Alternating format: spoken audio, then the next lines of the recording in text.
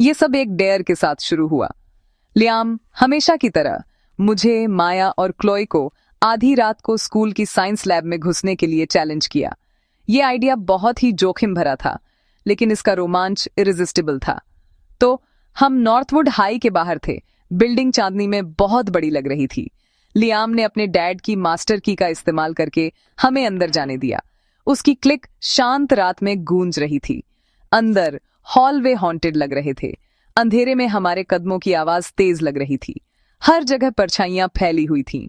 Locker शांत guards की तरह थे। हम साइंस विंग की ओर क्रेप्ट किए, नर्व्स टिंगलिंग कर रहे थे। रूम 204 केमिस्ट्री लैब में लियाम ने दरवाजा खोला। अंदर की हवा केमिकल्स और पुरानी किताबों की गंध से थिक थी।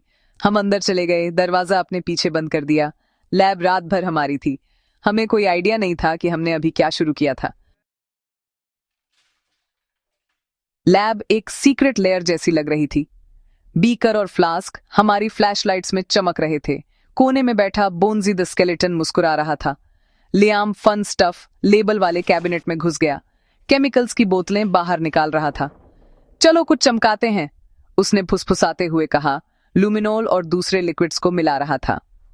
बीकर नीली रोशनी में चमक उठा। जादुई, एक्साइटिंग। हमने अपना नाम चमकते हुए लिक्विड में लिखा। हंस रहे थे। एक पल के लिए हम भूल गए कि हम ट्रेसपास कर रहे थे।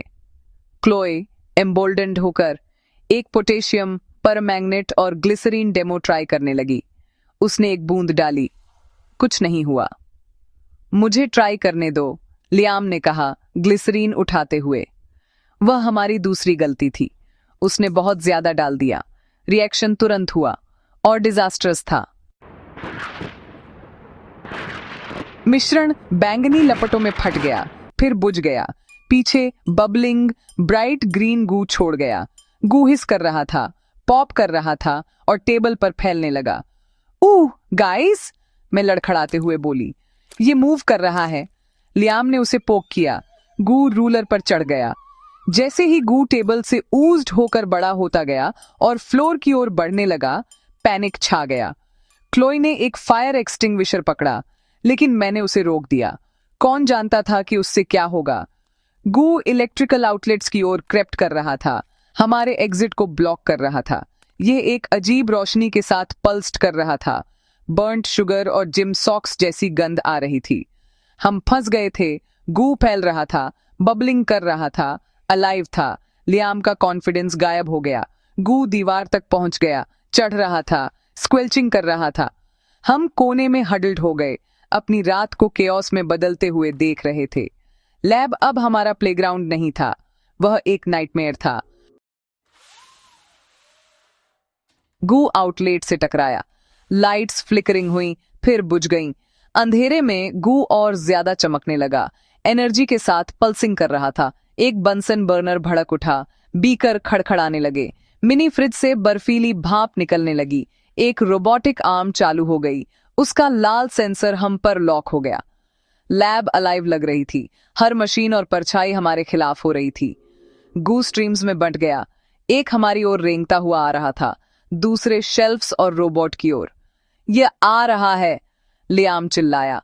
हम कॉर्नर्ड थे, एग्जिट ब्लॉक था। कमरे में डेंजर बजिंग कर रहा था।